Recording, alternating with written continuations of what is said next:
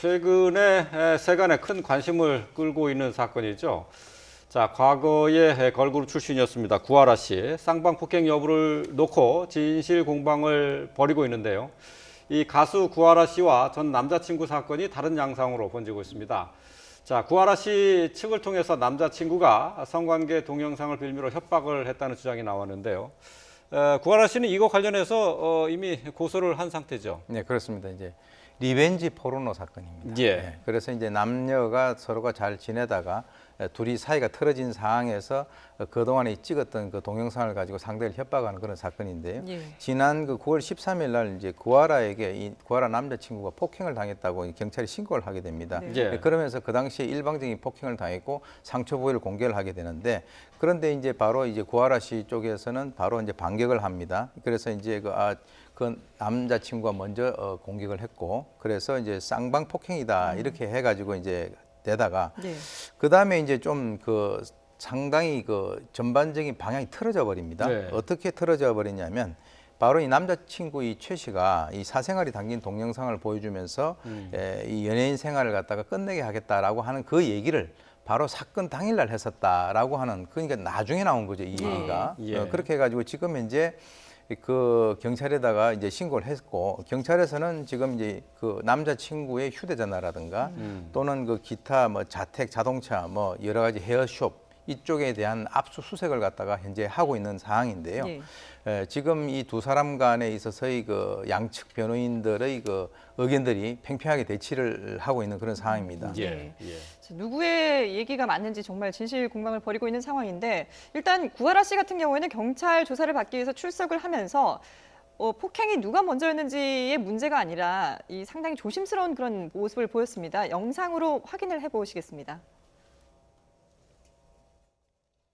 누가 먼저 때리고 그런 문제가 아니라 이거는 경찰 조사 받으면서 추후에 밝혀질 내용인 것 같고, 저는 경찰 조사에 성실히 임하겠습니다. 남자친구분은 때린 적 없다고 하시는데 네, 어떻게 생각하세요? 감사합니다. 이거는 조사하면서 앞으로 해결해 나가야 될 문제라고 생각해요. 어디를 얼마 예. 본인이 억울하다 이런 입장보다는 일단 경찰 조사에서 뭔가가 밝혀져야 된다, 이렇게 상당히 신중한 모습을 보였거든요. 글쎄 아마 저 때도 본인이 알고 있었을 거 아니에요. 그 동영상 협박 문제. 예. 그러니까 그게 이제 그렇죠. 언론에도 얘기할 수는 없었을 건데, 그러니까 아마 그거를 지금 돌이켜 보면 저 당시에도 그걸 아마 좀 염두에 두고 있었던 것 같아요. 예. 그러니까 경찰 조사 밝혀진 그런 부분. 이게 사실은 처음에는 이 사건이 연예인이라서 그렇지, 구하라 씨가 뭐 있을 수 있는 그 연인 간의 이제 다툼으로 한 쌍방 폭행이거든요. 그러니까 저 폭행만 있었으면 네가 먼저 때렸냐, 내가 먼저 때렸냐, 너는 몇 대 때렸어, 나는 몇 대, 이거를 나중에 밝혀지긴 하겠지만 결국 이제 쌍방 폭행 문제로 정리가 될 수 있었던 사안이에요. 그러니까 구하라라는 사람이 있어서 그렇지 아주 크게 번질 만한 사건은 아니었거든요.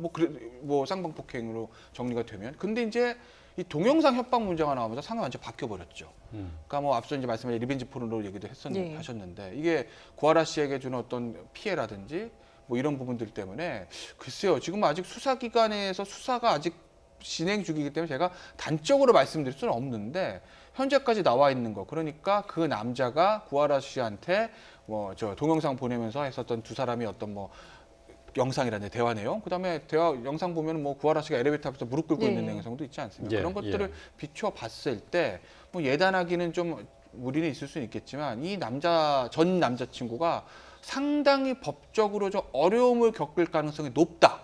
저는 뭐 그렇게 보죠. 예. 아, 그래요. 자, 이 구하라 씨에게 동영상 협박을 했다고 지금 알려져 있는 이 남자친구 최모 씨. 지금 뭐 자신의 협박 사실도 좀 부인하고 있는 상황인 거죠? 뭐 그쪽에서는 그렇게 얘기를 하고 있습니다. 일단 협박 의도가 없었다. 네. 그리고 이제 이 동영상을 먼저 찍자라고, 자기가 그 몰래 찍은 것이 아니라 네. 이것을 찍자라고 하는 그 사람도 바로 구하라 씨 측이었다. 예.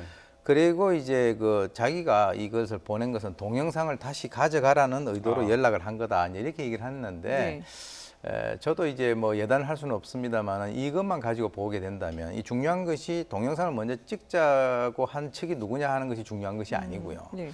그다음에 이제 이것을 동영상을 다시 가져가라고 연락을 한다든가 하는 그런 것 때문에 과연 아까 말씀하셨던 CCTV 앞에서 무릎을 꿇고 빌고 했겠느냐. 예. 그렇다면은 저도 이제 그 좀 조심스럽게 추정을 할 때는 지금 이제 그 남자친구 측에서 얘기를 하는 여러 가지 것들이 지금 상당히 조금 일반적으로 봤을 때 좀 논리가 좀 떨어진다.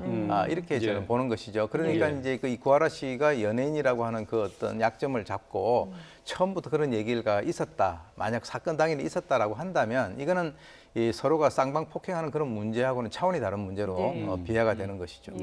물론 이제 수사를 더 해봐야 되고 아직까지 이제 저희가 정확하게 어디까지 진실인지는 알 수는 없습니다만은 만약에 이 동영상을 빌미로 해서 협박을 했다라는 것이 밝혀진다면 어떤 처벌을 받게 되는 건가요? 그와 관련돼 가지고는 이제 성폭력 범죄 처벌 등에 관한 그 특례법 14조에 보게 되면 이 카메라 등 이용 촬영죄가 있습니다. 그래서 이제 의사에 반하지 않는 경우에도 그 의사에 반해 가지고 만약에 그것을 유포를 했다든가 그렇게 되면은 이제 3년 이하 징역, 500만 원 이하 벌금에 처하게 돼 있고요.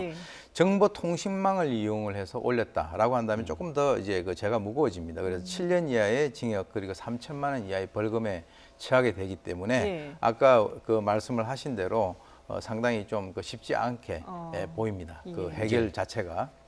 그렇군요. 예. 자, 구하라 씨와 관련된 동영상 협박 사건까지 함께 짚어봤습니다. 네, 지금까지 오윤성 순천향대 경찰행정학과 교수 그리고 김태현 변호사와 함께했습니다. 두 분 말씀 잘 들었습니다.